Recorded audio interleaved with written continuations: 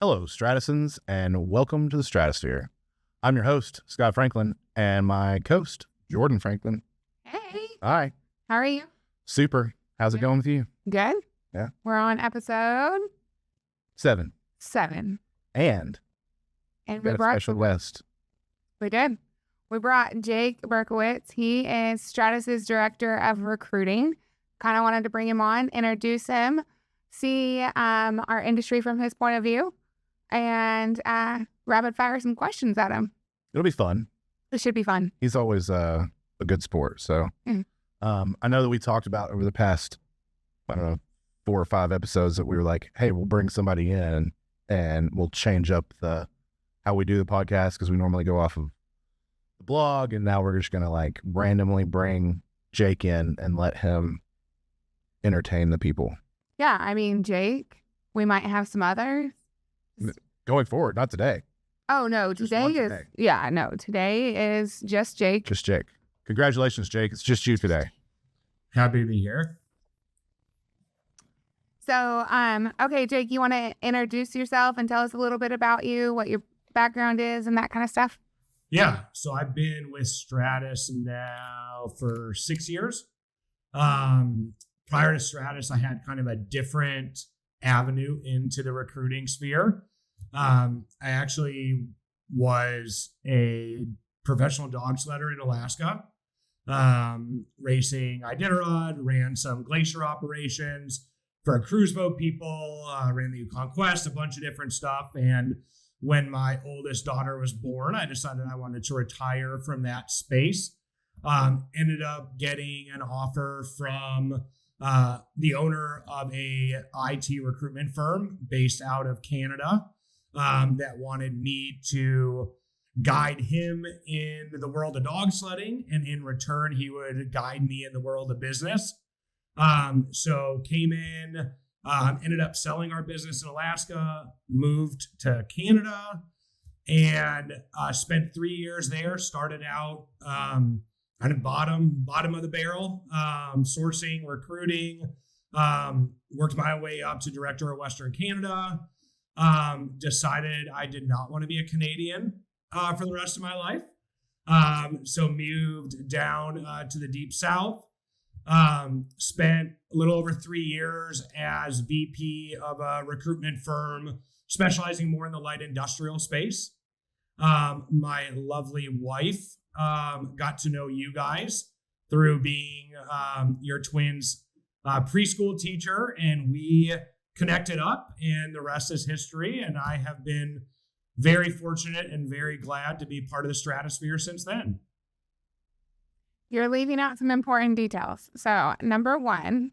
What are you're giving us the important details? I'm giving the important details. All right, go ahead. So, number one, I knew your lovely wife, Tori, since July, right? And you didn't start with us until, July of 2019. You didn't start with us until February of 2020. That's because someone wasn't listening. But also, it's a good thing this is a podcast and nobody can see me. The really important detail is that you started right before COVID. Kind of walk us through that, starting with a new company right before the world shut down, and how you feel like you impacted Stratice. I would love to give our point of view too, because I think that was a really strategic and important hire for us. Yeah. But first, I want to point out something, because Jake has told me this before, but it kind of made me laugh, so I wanted to share it with you. Yeah. Is when I asked him to come on the podcast, he said that he could handle it. It was no big deal, right? Yeah. Because he missed the part that he actually was. You were a commentator for the Iditarod for NBC, is that right? Yeah. Once I retired from racing, I ended up doing. I was a writer for Alaska Daily News, Alaska Dispatch News, also a couple magazines, and then NBC picked me up, and I did the live on-air broadcast for the start of Iditarod for them for multiple years as well. So have a little media training in the background there. Yeah, he said that he'd be able to jump on this, no problem. Yeah, no worries. He also said they paid him, so I told him we weren't going to do that. Yeah, we pay you a salary. We'll send you some donuts or something. I'll take my paycheck. Thank you. Okay. All right. Anyway, sorry. Yeah. Yeah. So started COVID.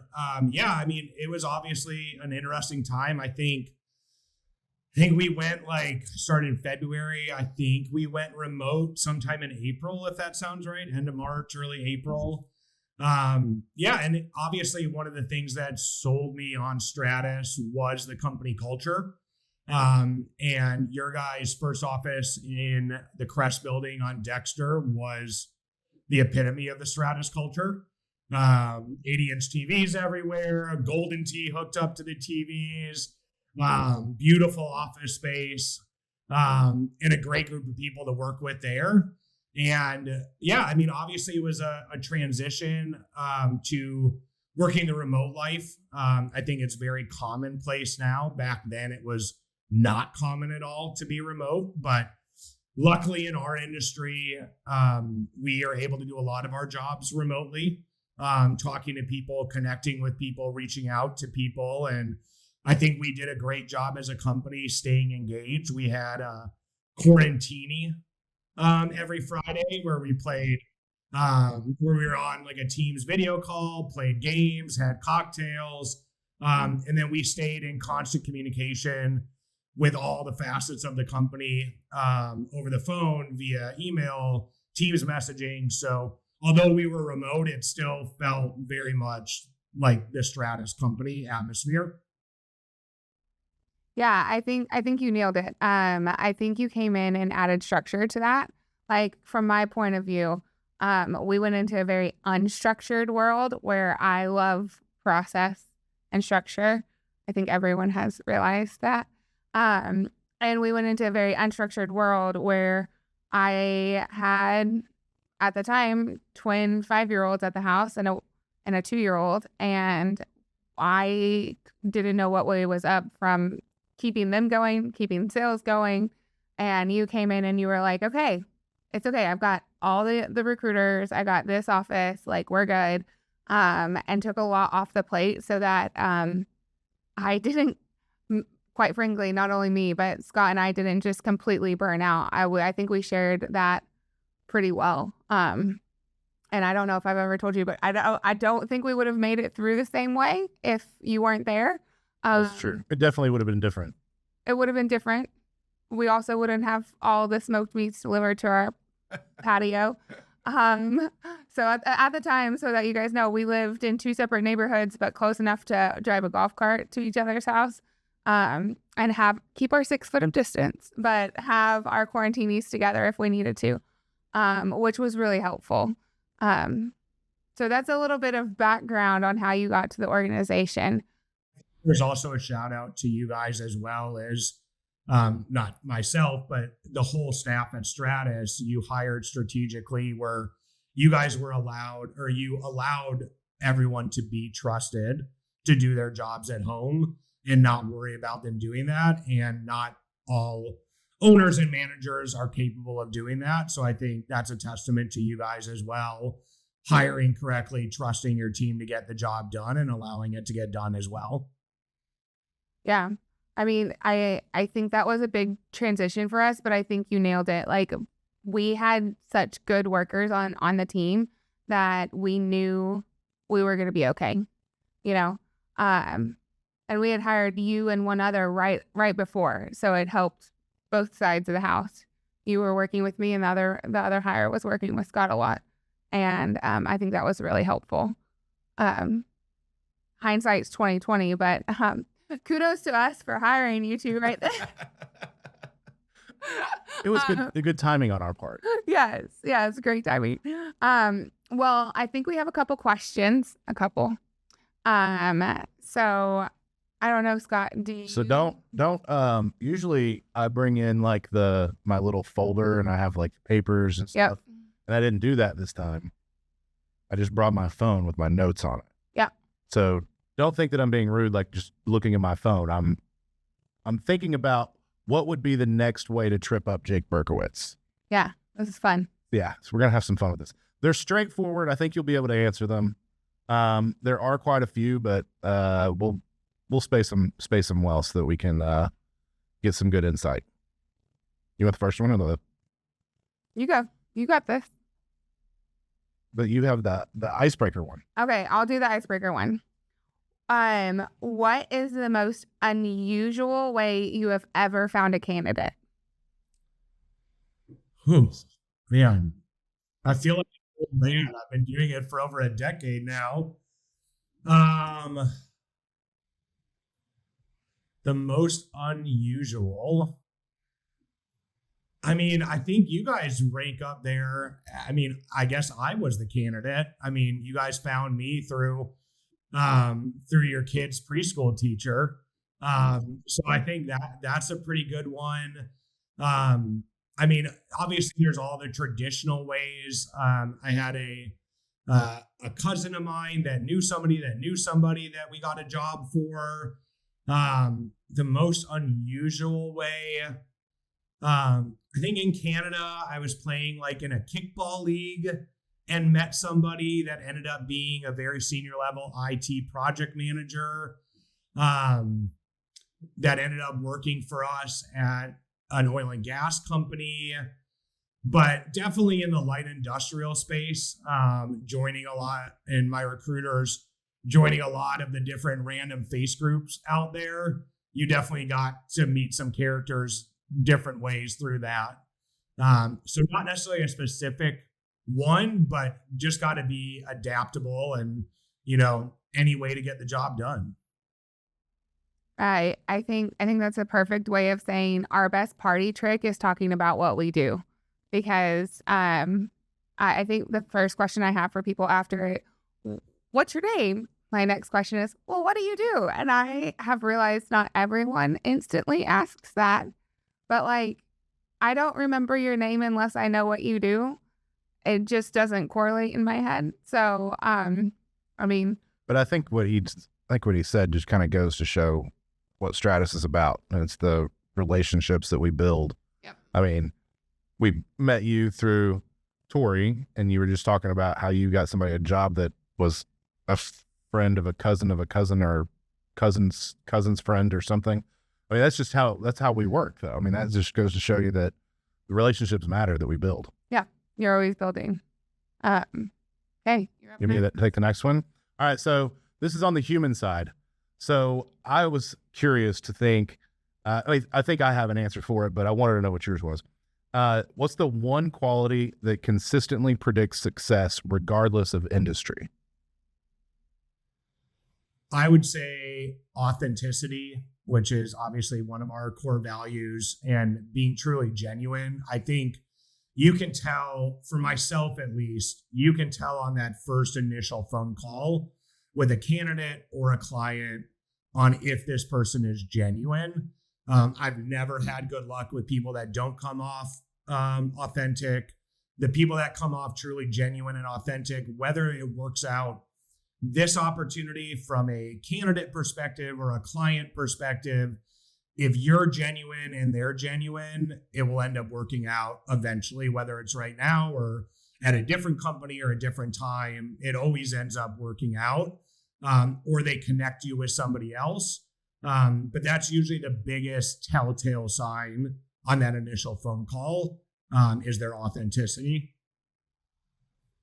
Yeah, no, I would 100% agree. I think we had a couple follow-up questions around that, and you just answered them all. Now you see how I feel when I ask you a question, and then you just kind of keep going, and you beat all the questions down, and then I have to go back and redo them. That's just because we're smart. Very smart people. Very smart people. Because I think one of the other one was like, can you tell within the first few minutes if someone is going to be a strong hire? And I think you just nailed that too, right? Like, yeah, you can. And I was talking to someone the other day, and they were like, well, why do you guys always talk to people? Like, can you not recruit through email? Can you not automate this? And I was like, it's a human interaction. Like, if they're not human and you're not having a human interaction and you're talking to them and they're just a blank sheet of paper, you're like, eh. You're never going to know the personality. Right. You don't know the personality. You can't sell the person. You can sell their skills. Yeah.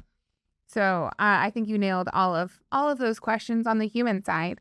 So how, I guess we'll kind of transition to like, how has recruiting changed just since you came into the industry? Because like you said, you've been doing this for over a decade. You've gone from IT to light industrial back to IT. What changes have you seen and where do you think it's going?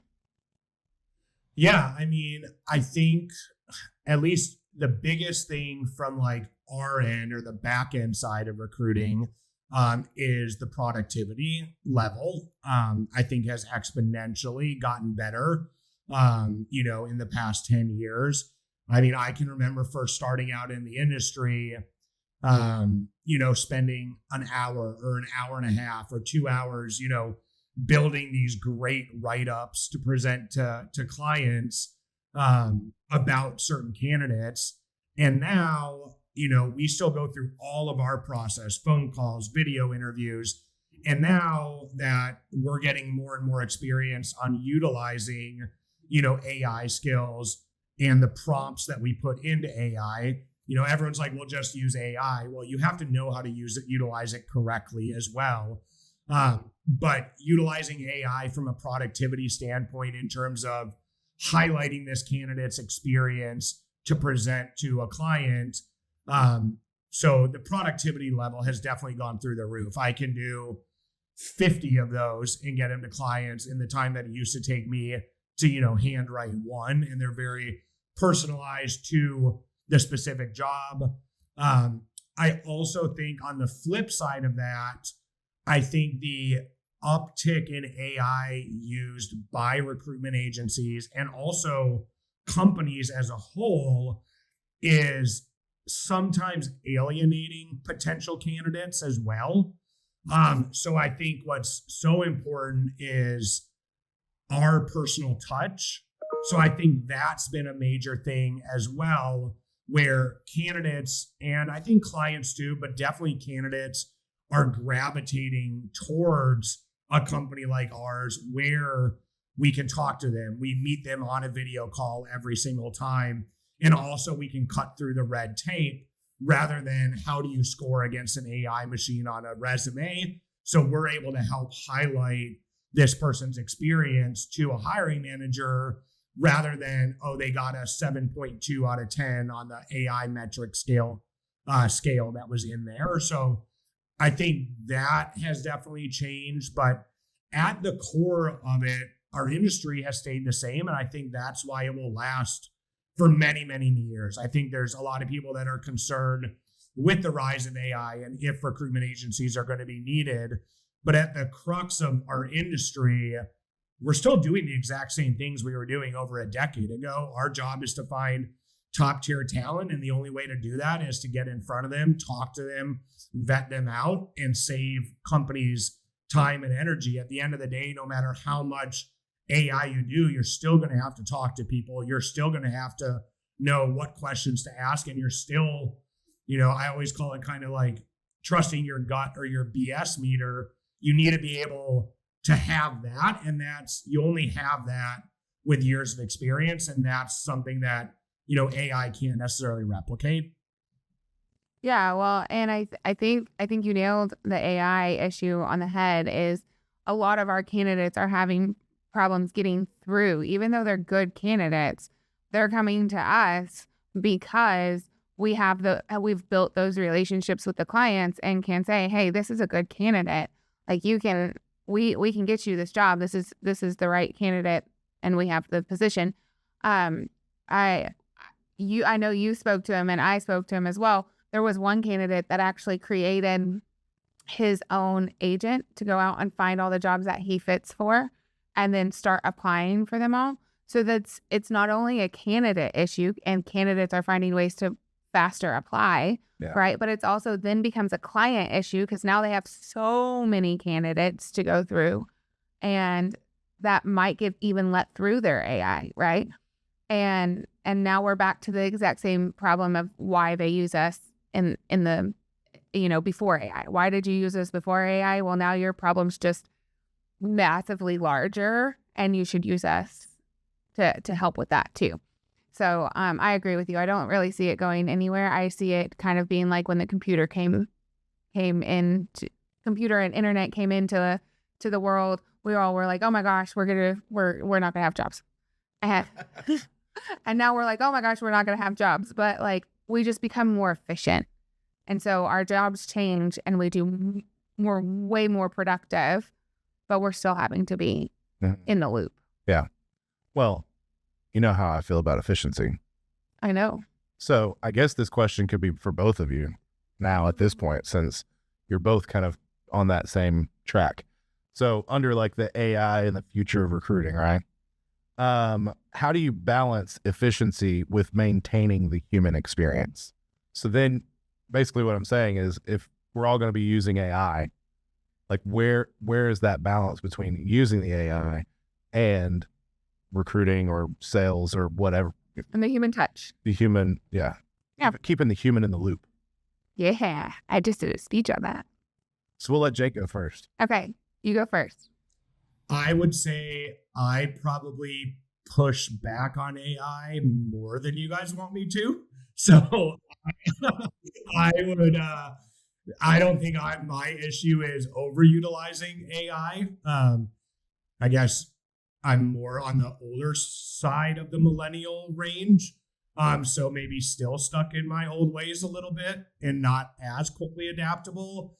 I think there's a lot of great tools out there to help, maximize efficiency. But at the end of the day, if you utilize AI in the ways that make the most sense for the way that you operate, that's when it becomes a tool and not a crutch, I think is the biggest thing. So if I feel like I can get my job done the way I'm doing it as efficiently as possible with utilizing the AI tools that I like to use that help elevate my job, that's the tools that I'm going to utilize. As soon as I feel like the AI isn't delivering the same level of expertise that I can deliver or the same level of personal touch, that's where I start gravitating away from them. Yeah. Yeah, I mean, so we were talking through this on our sales side today, right? Like, how do we utilize an agent that doesn't take over the process but aids the process, right? So I think that's the perfect, like he was saying, I think the perfect example is you utilize AI to aid your process so that you are more efficient. You don't use AI to take over your personal touch, your human discernment, your own judgment, like all of those things. That's still human, and that still needs to be human. So like utilizing AI up to a point of maybe composing all your outbound emails, right? And putting them in your draft so that then you can go back and check and audit what's going out before it just automatically sends it out. Now, do I think that once you send it out, AI can schedule your meetings and schedule your interviews? Yeah, that's not hard. That's a process thing. So like, I think you use it to a point, human touch is there, and then you can use it again, human touch is there, and it's intermittent. I don't think there's a full process that you take from start to finish in our world, right? That is just 100% AI all the way through. I don't see where that's functional. We're in the world of talent acquisition and human resources. Human is in our title. Yeah. So I think that you have different views, really. Well, I think that you're leaning more towards bringing agents into the game, and Jake's more of like, I'm just going to use it to do the mundane process stuff that I don't want to do anymore. Is that what you were saying, Jake? Like the write-ups and stuff? I think I understood it as bringing agents in for the prospecting side of the house, to help compile, to help send out emails, that type of stuff. Where I'm at is like, once those responses start coming back in, I like to have full control of my communication with a client. I'm not quite there yet where I trust it implicitly to represent me, going back to being authentic, being genuine. I still want to have that full control of what is being said to the people that I'm dealing with, both on the client and the candidate side. Yeah, I know. I think we're really close. So to saying the same things. So the way he's utilizing it on a recruitment side is through his process. Like, how can I make certain steps of my process more efficient? Not necessarily saying that we're using agents there, but I think on the sales side, that process is so research based to begin with, right? That he could use it to find candidates, but that is more touchy feely than finding companies that fit our ideal client profile, right? So I think testing it and always, like with AI, you've got to test and make sure it's giving you what you want. Yeah. Before you just go and say, I'm deploying this and we're going to talk to every single person and crash everything. And that's the reason why I say, like, it needs to up to the drafting of the email. I still want a human touch. I want to be able to go back in there and say, oh, I see you're in Fayetteville. Like, there's still some research that still needs to be done, but at least pulling all the clients that match your ideal client profile and helping prospect from there. I think there's ways to do that, but like we all agree, humans have to be within that step, and it's whatever's right for your organization. Your organization needs to get it to a certain point, then the human touches, and then get it to the next point, and then there's a human touch. But those need to be really outlined and tested and audited throughout the process. Okay, so moving on from the AI perspective, we're gonna go into like on here we have war stories, but I bet he has some good ones. can you think of any war stories you might have? All right, so here, let me give you some questions to maybe bring up some memories. What's the toughest role you've ever had to fill? The one that's on our board right now. You got some on the board here lately? Yeah, there's been some on the board lately that are pretty tough. But I would say, as a whole, I mean, there's obviously very high level positions, even low level positions that are just incredibly hard to fill, whether it's the technology they're looking for, whether it's the rate that they're trying to fill it at, whether for numerous reasons. But the ones that I always have the most difficulty in is filling sales positions. And I think a lot of that is, when you're dealing with IT positions, it's very easy to build out a search string, a Boolean search string based off of the skill sets. Positions as a whole that don't have keyword searches or technology searches are much more difficult to find the right type of candidates. And then where we really come into play, and going back to the AI thing, where AI can't do this job, is sales is all about meeting company culture. The salesperson has to fit the company culture. The company has to fit the type of salesperson. And that's 100%, a decision based off of your gut. So those are always difficult because you have to think of it like we always do as your client, rather than, is this the type of salesperson that I would want to have on my team? So as a whole, I find salespeople and positions that are more of that touchy-feely side and less so core skill sets are always some of the most difficult to fill. Yeah. I would agree with that. Oh, no, I would totally agree with that.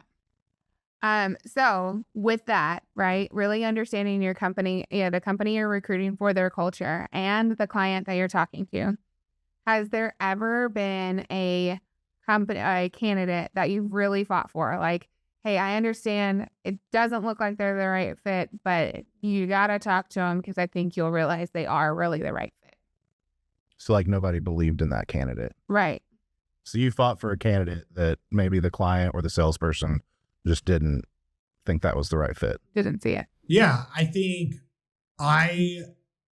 if I'm going to, this is what I would always tell our recruiters as well, or, if I'm working with a candidate, presenting it over to a salesperson, if I feel that I'm going to take the time and present them to a salesperson, I have to feel like they're a good fit for them. So I will fight tooth and nail typically when a candidate gets into the interview process with the client, I try to help give information that I think is helpful, but I never want a client to feel like they're being pushed in to making a decision that they're not comfortable making.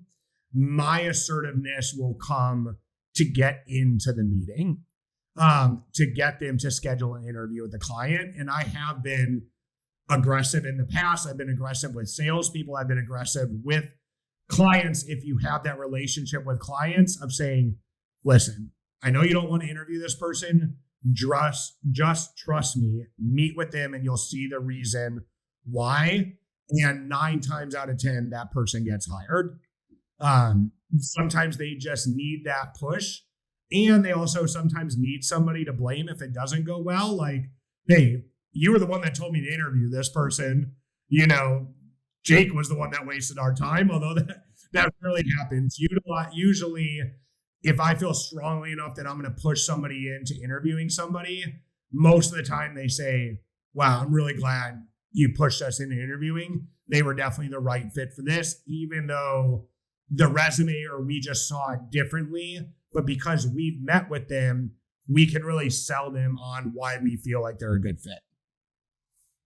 Yeah.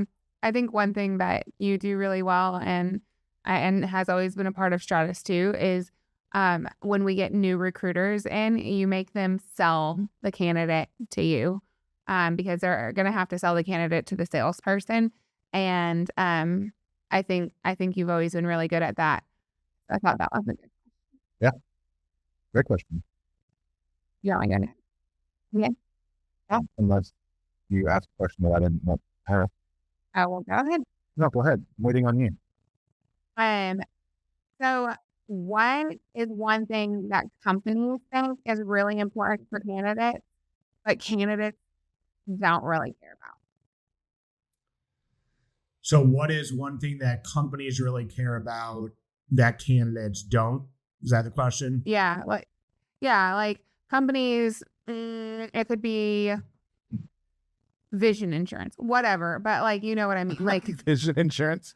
Yeah. Came up the other day. I think a major thing, and I think it also really depends on the age of the candidate that we're working with.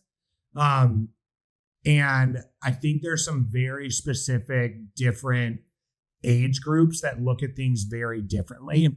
So like if you're looking at the later year millennial, and I was just talking with Tori about this, my wife, she's up at the lake. So I actually have a quiet house right now. She's up at the lake with the kids.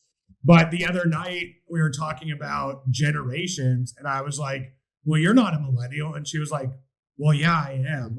But she was born in 92 and I was 86. And we had very different upbringings just with technology and everything else. And I found something last night where she's actually a zillennial, which is like a micro generation. So I thought this was kind of funny because we were just talking about that. So knowing me, I had to prove her wrong and be like, oh, that's exactly what I was going to say. You're talking right about like Jordan. She loves this stuff, like the generational stuff. I think we were just talking about it yesterday. So you bringing this up is right on par for her. Yeah. So I think the different generations look at things very differently. So like the later millennials and then the generations older, benefits, longevity, incredibly important. And most companies also, because the people that are in charge are also going to be those generations, feel like that's really important. I also think those companies are also looking for candidates that want to be there for the next 10, 15 years. So clients think that their 10-year vision is going to sell somebody on that. Where all of kind of the recent grads to, I'd say, 30-year-olds, they don't care at all about the benefits anymore. And for the most part, and honestly, I'm not sure how much they really are enticed by the salary or the contracting rate. That doesn't seem to be a major thing. And that is definitely some disconnect between clients and candidates. Where I think a lot of the younger generation is the biggest thing for them is work-life balance. So I think there's sometimes a disconnect between clients that are like, we want somebody that's going to grind. We want somebody that's going to, be here on the weekends to do the job, at nights to do the job, versus I want a young and up-and-comer as well, where those visions don't necessarily align with the different type of generations. And I think that's just a generational change that has been expedited by COVID as well. So I think COVID expedited that work-life balance. And I think especially too with the introduction of AI, a lot of the younger generation is like, well, if I can get a 60-hour work week done in 20 hours, why am I being penalized? My job is to get the job done. My job isn't to fill a 40-hour work week. So I think it's helping navigate candidates' expectations as well as client expectations, and not necessarily making them mesh or compromise, but finding the right person to fit the vision of the client and finding the right company to meet the vision of the candidate. Yeah. The candidate that says, hey, I'm out at 5 p.m. because that's my lifetime. And they go to work for a startup that is running 80 hours a week because they're trying to make it off the ground. Might not be the right fit.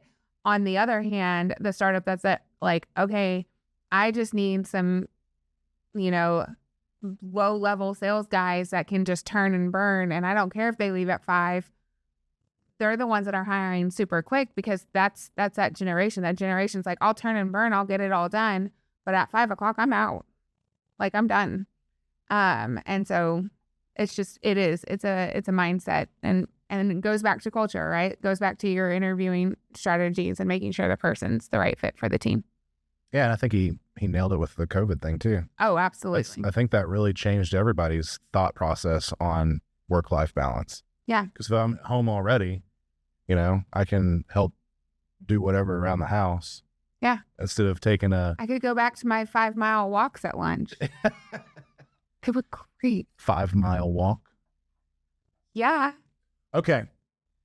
All right. So I told you we were going to get to a lightning round. Are you ready? I'm ready. 1-word answers or 1-sentence answers. Just answer it, as quick as possible. Okay. You want me to go through these, or do you want to do it? You pulled your phone up, or are you just trying to read it? I'm just reading. Okay. You're up. All right. You ready, Jake? I'm ready. Remote, hybrid, or in office? On what my preference would be? Yeah.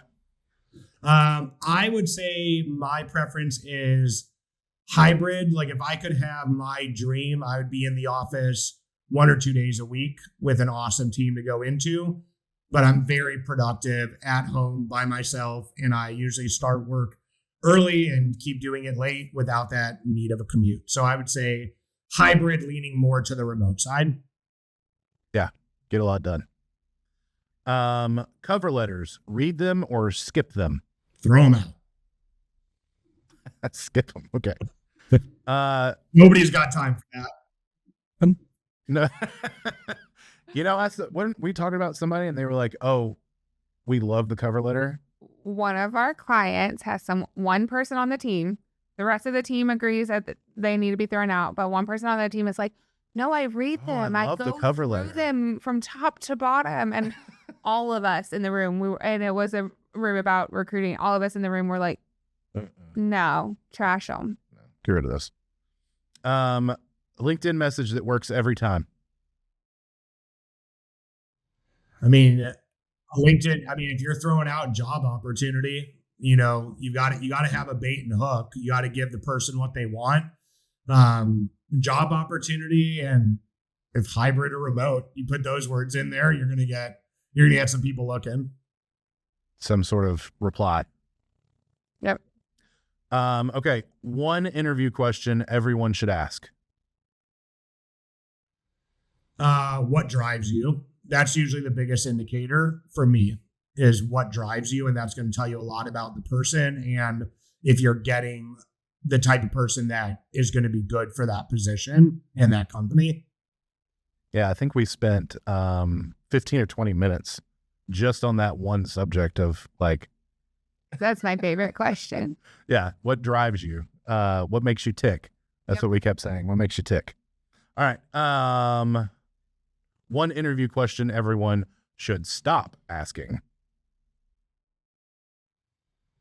What is your superhero power? Like, there's only so many superhero powers. Like, I'm not into superhero movies. Like, that's just not my jam. Like, it seemed like a question that like everyone would ask like for like a 10-year period. And I just got so tired of hearing about it. Yeah. No, I've actually forgot about that question. Yeah, or the hole in the boat question. The hole in the boat question. Yeah, we had one client that always asked, like, what would you do if you got to the middle of the ocean and there was a hole in the boat? Is this like a trick question? Yeah. That's not fun. Okay. It did send you guys a video, probably my favorite, an Instagram reel. This was not one of ours, but my favorite answer ever to an interview question when somebody was asked, what's your biggest weakness? His answer was Oreos. And I would have liked on the spot. I thought that was brilliant. Yes, that was funny. I agree. Most overrated hiring metric. Overrated.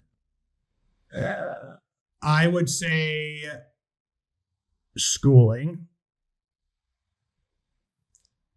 I feel like, and I think especially in today's day and age, and in our industry, especially in IT, although I think there's a lot of positions and a lot of time education is very important, having real world skill sets, and especially with a lot of the online tools and courses, you can get very specific on certain technologies and get up to speed very quickly. So if you're trying to hire a C# .NET developer, chances are their 4-year degree isn't going to come into play in terms of doing that type of development. We're not, obviously if you're talking about hiring a doctor or a lawyer that has to have a certain undergrad and then go on to more schooling, it's very different. But I think in our industry, it has to do more with the skill set, the toolbox they have, the projects they've done, and less so what their education was 10 or 15 years ago. Yeah, especially with IT scaling so quickly right now, like you could have a degree and it's not even relevant. Yeah, the stuff that you studied 5 years ago isn't even being used anymore. Right. So I guess I'll take the next one, degree or skills, off, and I won't ask you that question. We kind of answered it. I mean, skills are very important. And I think, the type of companies you've worked for too, I think also speaks, back in the day, and I think less so now, back in the day, where you got your 4-year education from was very important. I think even now that's less important, but I think the companies you've worked for are very important. In terms of enterprise level, in terms of, do you fit our company culture if you came from that type of company culture? So I think companies on your resume are very important. I think we forgot this was a lightning round. That's okay. It's okay, though. I liked your answers. Okay. Most underrated hiring metric. You going to go back with the same answer? Most underrated hiring metric. I would say the amount of companies you've worked for, but the other way around. I think somebody that's been at the same company for 15 years back in the day was much more desirable for a company. And I think in today's day and age, it's much less desirable. I think there's that fine balance. I think if you're a contractor and bouncing around every 6 months and you have an explanation for that, that's one thing. But if you're a full-time person, I don't think there's anything wrong with being at a company, 18 months to 3 years and then bouncing to another company and doing that over and over. I think you get a much bigger skill set. And I think still to today, people look at that as job hopping. So I'd put that as underrated. I think there's a fine balance, but if you balance that well, I think it's a very underrated hiring metric. Yeah, I would agree with that. Why are you smiling? I agree. Okay, good. I'm glad she agrees. Okay, I know that you got to bounce here in just a minute, so I'm going to leave the last question. There's a few more, but I think we pretty much covered everything that I wanted to talk about. Yeah. So I'll let Jordan ask you your last question here. Okay, so last question of the day. Imagine a hiring manager is listening right now and a job seeker is listening as well. What's the one piece of advice you'd give to each of them? The job seeker, I would say get in touch with us. I mean, I guess on both sides, I would say get in touch with us. Yeah, call Stratice. Yeah. I mean, from a job seeker perspective, there is zero downside to getting in touch with a recruitment agency. And there's zero downside to getting in touch with multiple recruiting agencies and, utilizing multiple or finding one that you really jive with and get along with and get to know a recruiter, because at the end of the day, that recruiter is going to help you hone your resume. We're going to help you cut through the red tape, getting into clients. You're not just going to be a number. And also we have access to positions that are not open to everyone to work on. And from a client perspective, I'd say also get in touch with us. We would love to find you the candidates, but also really understand what you're looking for, both from a technology standpoint as well as the type of person you're looking to hire, because the more information you can provide to us, the better job we can do in finding you that perfect candidate. I think that was great advice. Bravo. Well, thank you so much for joining us today. I know we kept you a little longer than what we said we were going to, but it's okay. We knew that was going to happen. We were trying to get you out in time. I got 2:15 as the next call, so I'm all good. All good. So, thank you so much for being here. Thank you for being a part of the team. We love having you. And I'll talk to you in about 15 minutes. Thank you guys for having me on. Yep. Thanks, Jake. Bye. Bye. All right. Well, that was fun. Super fun. Yeah. He's great. Yeah. Well, and I think the last little bit that he gave us was really good, right? Like, it doesn't hurt. To call Stratice. It doesn't hurt. It doesn't cost anything to make the call, to understand from either side, from the sales side or from the recruitment side, right? We've worked with candidates for years before they decide that they're going to want to move. We had a candidate just this week that I got an interview with a client that the client didn't even know they were looking. I kind of identified that they might eventually be looking for a person that was like this, and it just so happened that it was the right candidate at the right time. I mean, that happens all the time. So just being in contact with Stratice is helpful for both sides. Yeah. I mean, we can, you can reach out through the website. You can call us. You could message us on LinkedIn. We answer LinkedIn messages. Yeah. Look Jake up if you haven't. If you don't have him as a contact, We're on definitely Instagram should. too. Instagram. We're on all the socials. All the socials. So Yeah, I mean, I think he has some really good points for both sides. yeah, I think he did really well. Yeah. It was fun for us. It was anyway. fun for us. We didn't have to sit here and carry the whole thing. We That's just right. let Jake do it. Yeah. Kind of like a regular day. We kind of knew we could do it. Yeah, we leaned Yeah. on Jake quite a bit. Yeah. Works out.